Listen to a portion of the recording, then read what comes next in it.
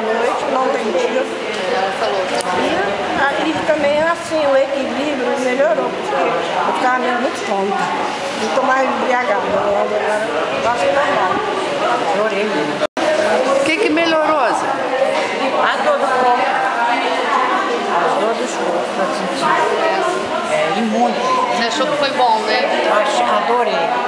Trabalhei a semana toda em Nova Garotinha Nova. É mesmo? Eu tirei o restante hoje, ó. Ainda tá colando. Eu gostei. Aí Dona Jana disse, vai lá, Zequinha, rapidinho, demora não. Eu falei, então tá. Que bom Eu adorei. que teve efeito. Pra quem ficou quase aleijada, puxava uma coisa das pernas. Foi essa Bem falou. leve. Adorei mesmo. Melhorou. Isso que eu tô vindo aqui, não vinha não. Se tivesse melhorando, nem voltava. Aí tu deu a... Parece que tava dando uma puxada desde a primeira vez que tava lá. Parece que puxou a coluna, acertou ela.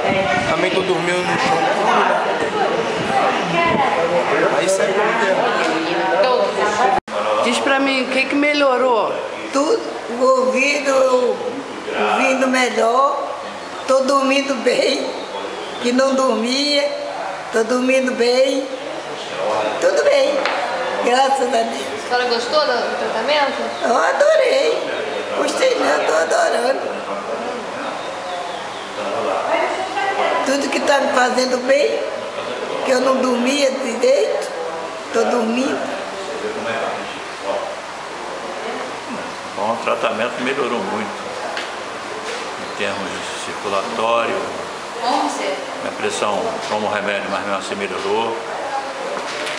Tinha umas dores nas costas, melhorou também. E, de certa forma, está me fazendo bem. Muito obrigada. Nada.